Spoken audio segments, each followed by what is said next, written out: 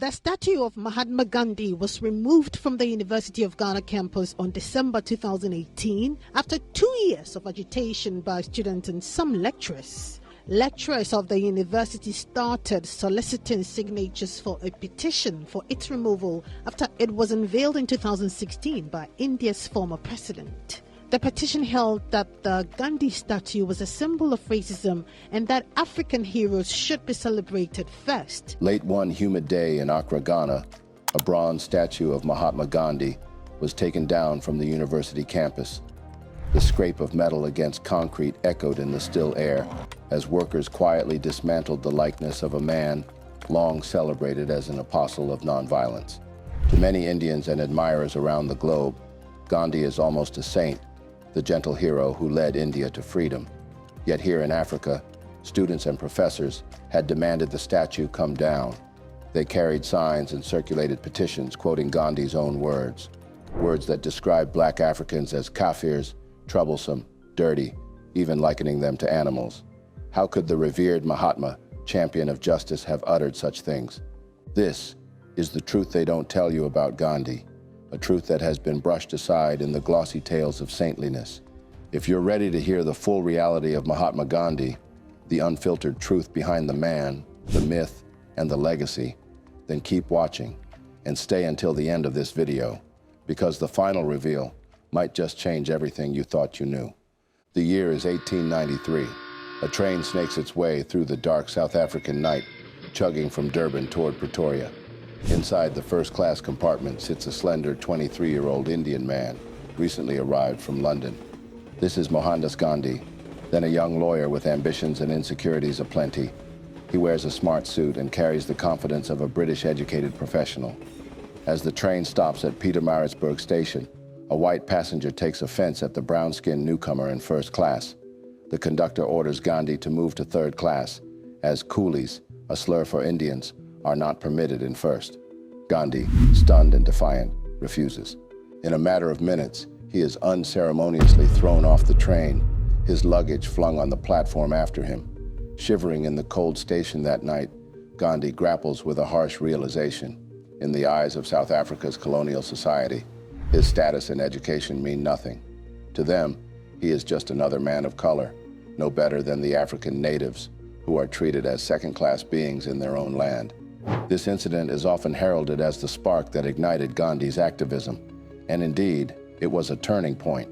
The young lawyer resolved then to stay in South Africa and fight the discrimination he and his fellow Indians faced. But Gandhi's fight was never on behalf of all people of color. Rather, it was a struggle to assert the dignity of Indians specifically, to distinguish them from the black Africans, whom the colonial whites oppressed even more severely. Gandhi had grown up in India under a social hierarchy of caste and colonialism. He was raised in a Hindu merchant caste, accustomed to certain privileges, and had absorbed Victorian attitudes during his studies in England. Now, in the rigid racial order of 1890 South Africa, he found himself officially labeled coolie, in the same category as Native Africans and mixed-race people. This was a blow to his pride and identity. Soon after, Gandhi experienced another affront in the coastal city of Durban. At the post office there, he discovered that there were two entrances, one for Europeans and another for natives, meaning black Africans. Indians, no matter how well dressed or educated, were expected to use the same entrance as African laborers. To Gandhi, this was intolerable. He felt the indignity too much, as he later wrote in a letter to the Times of Natal in 1895, describing the humiliation of being forced to use the same post office entrance as black Africans. I need not say how humiliating it is for decent and well-behaved Indians to be classed with the natives whose habits are different, he added. Rather than accept being grouped with Africans, he pressured the authorities to change the arrangement. His lobbying succeeded, but not in the way a modern observer might assume. The colonial administration did not abolish the racial door policy. Instead, they created a third door. Now there were separate entrances for whites, for Indians or Asiatics, and for natives. Gandhi took this as a victory. It was, in his mind, a restoration of Indians' honor. They would no longer be classed with the natives of South Africa, whom he habitually referred to with the derogatory term kafirs. The fact that black Africans remained segregated and disrespected did not seem to trouble him then. Walking Durban's streets, the young attorney carried himself with confidence, but also with the prejudices of the British-ruled world he knew. He had scarcely interacted with black Africans in India or in England. His worldview had been shaped by the British colonial mindset and by Indian elite sensibilities. Like many of his countrymen at the time, he regarded Africa's native people as uncivilized. In private letters and public statements, Gandhi would openly compare the civilized habits of Indians to what he perceived as the primitive ways of Africans. In one early petition, he warned that if Indians were deprived of rights and education, they might degenerate to the habits of the Aboriginal natives. To be likened to the black populace was, in his eyes, an obvious downgrade, a fate to be avoided at all costs. And so, in those first years in South Africa, we see an ambitious but insecure Gandhi positioning himself and his people as superior to Africans. He learned quickly how to use the language of the white authorities to his advantage. When white officials argued that Indians were no better than the local black tribes, Gandhi countered by emphasizing Indians' ancient civilization, their higher religion and learning, anything that might win a measure of respect from the colonizers.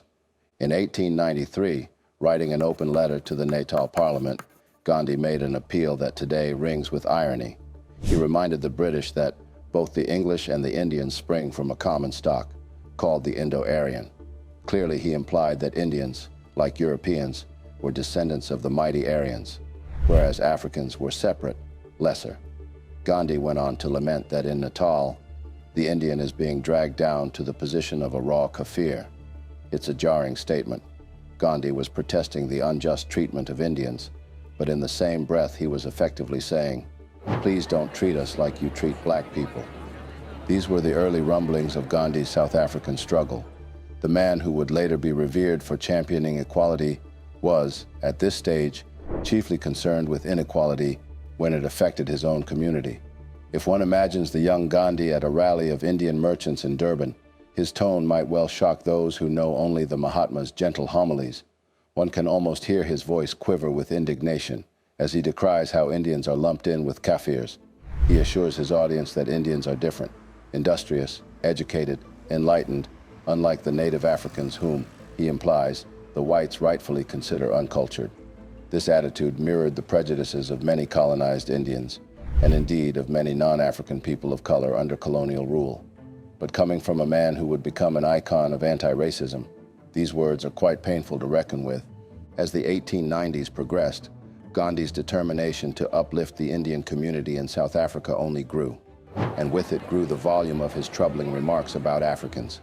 He threw himself into advocacy, drafting petitions, organizing meetings, and writing letters to newspapers. Gandhi was a gifted communicator, and he used his pen to draw sharp comparisons between the Indian settlers and the indigenous black populace. Time and again, he stressed that Indians had a rich culture and were fit for civilized society, whereas Africans, in his view, were not. In making this case, Gandhi resorted to language that today would rightly be condemned as racially biased. But in the context of that era, he believed this was a pragmatic strategy to win Indian rights. It meant playing to the prejudices of the white rulers, effectively saying, "We Indians are not like those Africans. We are better suited to be your partners, or at least your subjects with rights." In 1896, Gandhi traveled back to India briefly to rally support for the cause of Natal's Indians. At a large public meeting in Bombay, he painted a dramatic picture of the plight of Indians in South Africa. But to highlight the injustice of Indians being treated on par with Africans, he resorted to ugly caricature. He told his Indian audience that the white colonists wanted to degrade them to the level of the raw Kafir. Then, in a sweeping and derogatory generalization, he described the African people as if they were little more than wild, idle primitives. The raw Kafir, Gandhi said, had an occupation of hunting and a sole ambition, to collect enough cattle to purchase a wife, and then pass his life in indolence and nakedness. The implication was clear. Nothing could be more demeaning than forcing educated Indians to live under the same rules as people whom he portrayed in this dehumanizing way. Standing there in 1896, before a crowd of Indian merchants and professionals, Gandhi invoked both fear and disgust. fear that the proud Indian would be reduced to the state of the African savage, and disgust at the African lifestyle he depicted as base and uncouth. But perhaps the most candid encapsulation of Gandhi's early attitude came in an editorial he wrote in 1903 during a controversy over Asian immigration. Responding to white agitators who feared being swamped by people of color, Gandhi tried to allay their fears, not by asserting equality, but by confirming white supremacy with a slight twist. "We believe," Gandhi wrote, "that the white race in South Africa should be the predominating race." In other words, he explicitly reassured the colonial establishment that he accepted white dominance as long as Indians were given a place above the black Africans. This statement is jarring, as it shows Gandhi apparently endorsing the very notion of racial hierarchy that later generations assumed he fought against. To be fair, at this point in his life, Gandhi was a loyal subject of the British Empire. He even believed in the empire's civilizing mission to some extent. He often professed loyalty to Queen Victoria and hoped that Indians could prove themselves worthy of equal rights within the empire. So from that mindset, saying the white race should rule might have seemed like a tactful concession to British pride in exchange for better treatment of Indians. Nonetheless, it's a clear example of how Gandhi's early pragmatism crossed into outright prejudice. The catalog of disturbing remarks continued. In 1908, during one of his many acts of civil disobedience, Gandhi was jailed for defying a prejudiced registration law. He and other Indian prisoners were made to share a cell block with black African prisoners. Gandhi did not take kindly to this. He wrote of his shock that Indians were given the same status as Africans even in jail. "We could understand not being classed with the whites," he admitted, "but to be placed on the same level with the natives seemed too much to put up with." These early writings of his were not widely publicized for a long time. They sat in archives and multi-volume collected works, largely unexamined by those who popularized the Mahatma story. But the Africans who led the Yash Gandhi Must Fall protests certainly found them. They quoted his 1903 assertion that whites should predominate, his description of Africans as raw Kafirs, his complaints about sharing space with natives. For them, these words are a wound reopened. They force a reevaluation of Gandhi not as an untouchable icon, but as a flawed human who was very much a man of his time and not ahead of it in matters of race. However, this is not where Gandhi's story ends. History is rarely so simple as hero or villain, racist or saint. The very same man who penned those prejudiced lines would, in the decades to come, actually undergo significant personal growth. In the mid-1900s, subtle shifts began to occur in Gandhi's outlook. South Africa itself was changing around him, and Gandhi was forced to confront realities that challenged his earlier assumptions. A turning point arrived in 1906, during a violent uprising known as the Bambatha Rebellion. The Zulu people of Natal had revolted against a burdensome poll tax, and the colonial government responded with ruthless force. By this time, Gandhi saw himself as a loyal British subject and even organized a small volunteer Indian stretcher-bearer corps to help the British military during the campaign. He thought it would demonstrate Indian loyalty and perhaps earn Indians greater respect. Gandhi and his team marched into the war zone, not as combatants but as medics, tending to wounded British soldiers and some injured Zulu combatants as well. Nothing could have prepared him for the carnage he witnessed. The British suppression of the Zulu revolt was brutally efficient. Villages burned, bodies of rebels left as warnings, and those captured whipped mercilessly. As Gandhi carried stretchers and comforted the dying, he saw firsthand the brutality of white rule unleashed on African bodies. By the end of that campaign, something in Gandhi's soul had shifted. He later described the traumatic experience of seeing such violence. It dawned on him that the fight for justice might extend beyond just the grievances of Indians. It was about the very nature of oppression and the cruelty of an empire built on force. Standing on those battle-scarred hills, Gandhi realized that even aligning himself with the empire did not shield him from its inherent racism and violence. The British had thanked the Indian volunteers for their service, but once the rebellion was crushed, it was back to business as usual: discriminatory laws and racial contempt. Gandhi started to question the very ideals of Western civilization and imperial justice that he had once venerated. After 1906, Gandhi underwent a personal transformation. He adopted a life of greater simplicity and even celibacy, renouncing material attachments. More importantly, he gradually opened his heart and mind to the struggles of other oppressed people, including Black Africans. In 1908, at a gathering of the YMCA in Johannesburg, Gandhi made a remark that would have been unthinkable for him a decade prior. South Africa would probably be a howling wilderness without the Africans, he acknowledged, directly crediting the native African peoples for the wealth and viability of the land. In the same talk, he dared to dream of a future where all races in South Africa commingle and produce a civilization perhaps the world has not yet seen. Such words signaled a new inclusiveness in his thought. Gandhi was realizing that a just society could not be built on the oppression or exclusion of any race. His actions started to reflect this change as well. Gandhi established an ashram, a communal farm, called Phoenix Settlement near Durban in 1904, and later another called Tolstoy Farm near Johannesburg. At Phoenix, he deliberately situated the ashram in the midst of African villages and interacted with African neighbors. He became friends with John Dube, a prominent Black educator and journalist who would later become the first president of the African National Congress. In fact, Gandhi's own newspaper, Indian Opinion, was initially printed at Dube's printing press, and Gandhi admired Dube's efforts for African education. On one occasion, Gandhi praised a Zulu man, John Tengo Jabavu, for raising funds to build a Black college, admiring the self-help and sacrifice of the African community. Such instances show that Gandhi's earlier scorn was giving way to respect, at least for educated African leaders. Still, it must be noted that even as he grew more empathetic, Gandhi's primary focus remained on Indian rights. He didn't suddenly become a crusader for African political rights. That struggle was being led by Africans themselves.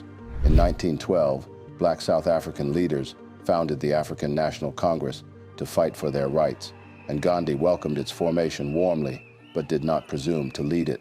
He saw Africans as the sons of the soil, whose own liberation movements had to be led by themselves.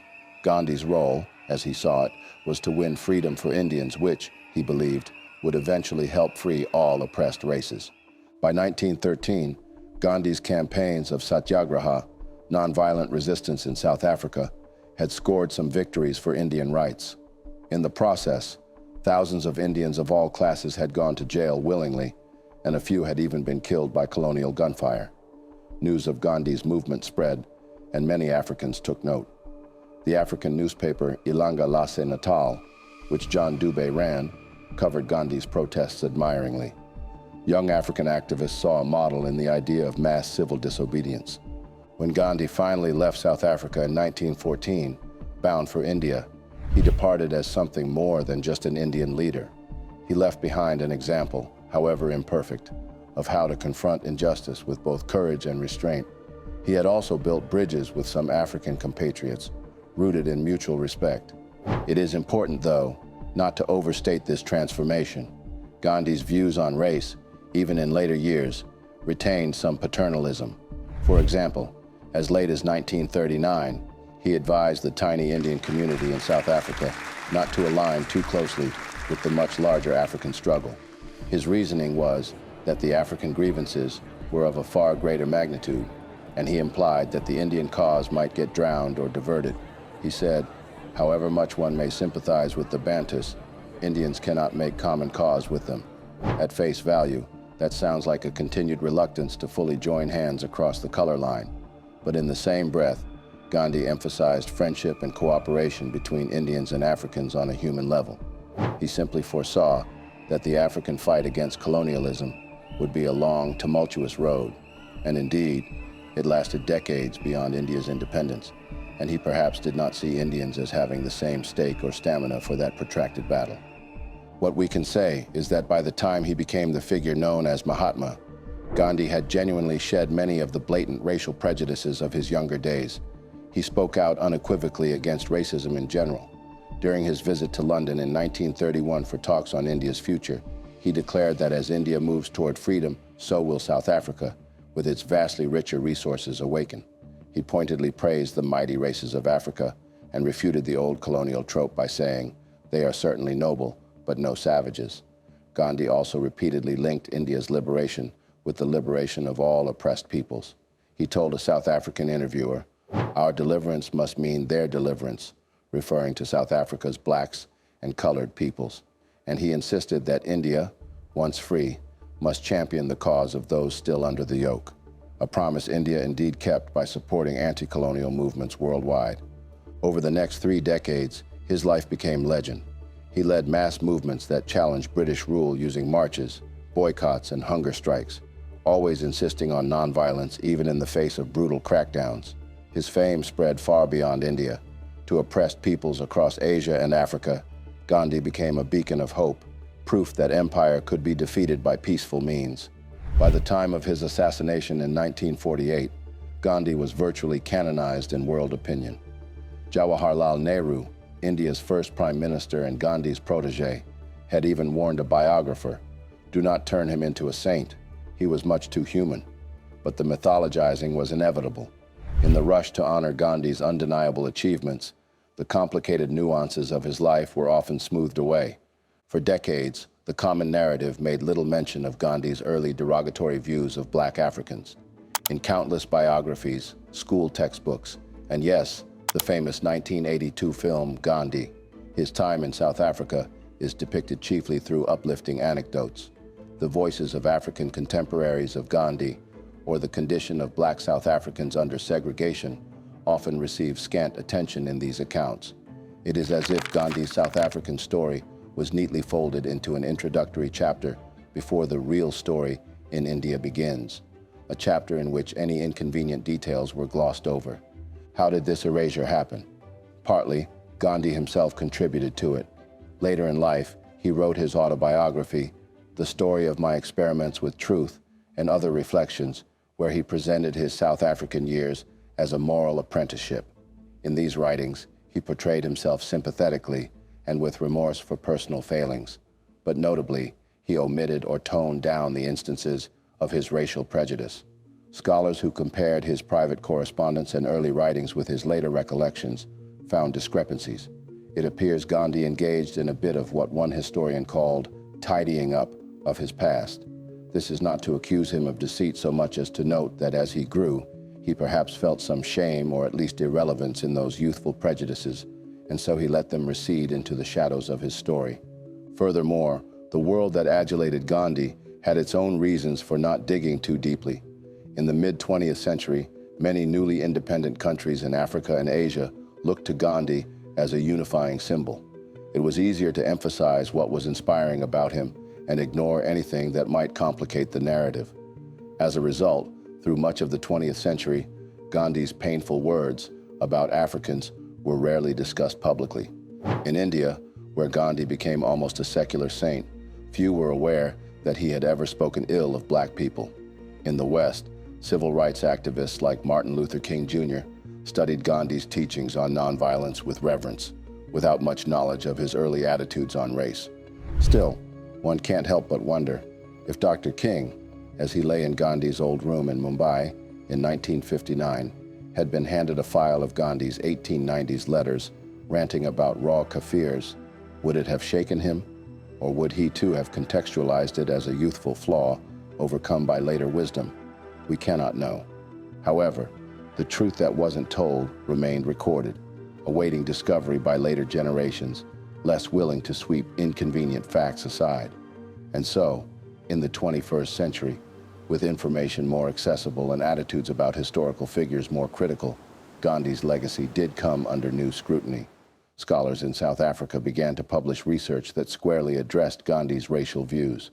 In 2015, a detailed book by 2 professors, Ashwin Desai and Ghulam Vahed, titled The South African Gandhi, Stretcher Bearer of Empire, combed through Gandhi's writings and the historical context. It revealed a portrait of Gandhi that startled many, a Gandhi who routinely expressed disdain for Africans, a Gandhi who strove to prove Indians were infinitely superior to the native blacks. The authors argued that much of Gandhi's halo had been constructed by repackaging his image, and that he himself had rewritten parts of his history to appear more consistent with his later principles. This scholarly reassessment echoed what some African intellectuals had quietly voiced for years. There were African writers and leaders who never quite embraced Gandhi, finding him too remote from their struggles or too indulgent of empire in his early days. But these voices were not mainstream. It was only in recent years, spurred by a global movement to re-examine historical icons, that Gandhi's problematic aspects gained wider attention. All across Africa, statues of colonial figures and imperialists have been challenged or toppled. It is a continent-wide reckoning with history, a demand that symbols of oppression be removed from places of honor. In 2015, at the prestigious University of Ghana, Indian officials gifted a statue of Gandhi to symbolize friendship. But soon after its installation, Ghanaian professors and students began objecting. They launched an online petition with a blunt title, "Gandhi's statue at the University of Ghana must come down."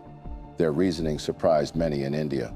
Gandhi, they argued, showed disdain towards Black Africans and had no place being honored on African soil when African heroes were still sidelined.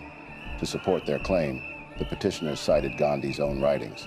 They highlighted how Gandhi called Indians infinitely superior to Black people, how he used the term kafir liberally, and described Africans in demeaning terms. For 2 years, the debate raged. Some academics argued it was more important to celebrate African Pan-Africanist leaders or local heroes than an Indian icon with a mixed legacy. Others cautioned that taking down Gandhi's statue might offend a friendly nation, and that Gandhi's later life should outweigh his early words. The students, however, were clear in their stance. Reverence should be earned, and Gandhi's documented disdain for Black people disqualified him. In 2018, under mounting pressure, the university quietly removed the statue in the dead of night. When morning came, a small crowd gathered to confirm it was gone. There were many expressions of triumph on that day.